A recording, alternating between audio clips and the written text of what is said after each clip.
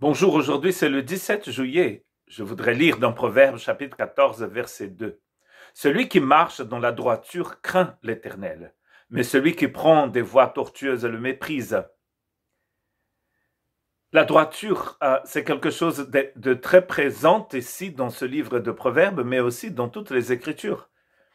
C'est la traduction pour justice dans certaines versions. Nous allons trouver notamment cette idée dans Proverbes chapitre 2, verset 15, qui suivent des sentiers tortueux et des routes pleines de détours. Donc le contraire de marcher dans la droiture, c'est de suivre des sentiers tortueux et de routes pleines de détours. Nous savons bien, et nous le disons tout le temps, que la justice de Dieu, c'est une façon de marcher, c'est une façon correcte, droite de marcher. Et c'est ce que ce texte nous dit. Et donc, quand nous méprisons en fait l'Éternel, nous prenons des routes tortueuses. Nous allons le mépriser, et la preuve que nous le méprisons, c'est que nous prenons des routes tortueuses.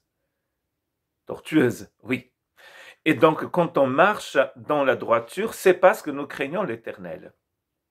Tous ceux qui aiment l'Éternel marchent d'une façon droite. Donc, ça veut dire que si quelqu'un ne marche pas de façon droite, c'est parce qu'il méprise l'Éternel.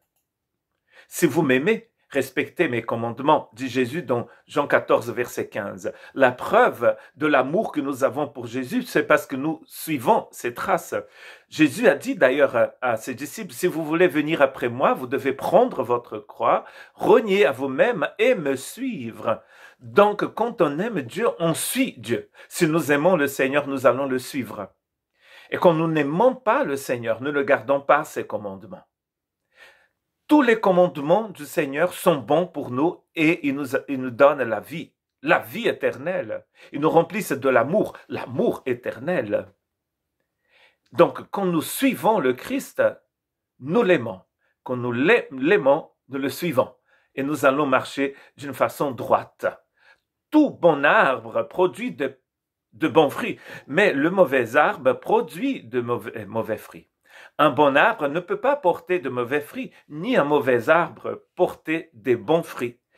Nous connaissons la santé, la bonne santé de l'arbre quand nous allons goûter le fruit. C'est sûr que quand Jésus parle de fruits, il parle des fruits, les fruits de la justice de Dieu. L'action divine en nous va faire en sorte que nous puissions produire du fruit. Mais pour cela, il faut que nous restions attachés à la vigne. Il faut que nous restions attachés au Seigneur. Plus nous aimons le Seigneur, plus nous allons garder ses commandements. Et quand nous gardons ses commandements, c'est la preuve même que nous l'aimons. Jésus dit aux Juifs qui avaient cru en lui, « Si vous demeurez dans ma parole, vous êtes vraiment mes disciples. » Jean 8, 31. Vous voyez que dans Jean 14, 15, il dit, « Si vous m'aimez, vous respectez mes commandements. » Et là, il dit, « Si vous demeurez dans ma parole, vous êtes vraiment mes disciples. » Comment sait-on que nous sommes des disciples du Seigneur? C'est parce que nous demeurons dans sa parole. Quand nous ne demeurons pas dans la parole du Seigneur, nous démontrons par cela que nous ne sommes pas ses disciples. N'est-ce pas? Celui qui marche dans la droiture craint l'Éternel. Celui qui craint l'Éternel, c'est celui qui marche dans la droiture. Si nous gardons ses commandements, nous savons par cela que nous l'avons connu. Celui qui dit « j'ai connu » et qui ne garde pas ses commandements, je l'ai connu, mais qui ne garde pas ses commandements, c'est un menteur. Et la vérité n'est point en lui. Mais l'amour de Dieu est véritablement parfait en celui qui garde sa parole. Par cela, nous savons que nous sommes en lui. 1 Jean 2, 3 à 5. L'amour de Dieu est véritablement parfait en celui qui garde sa parole.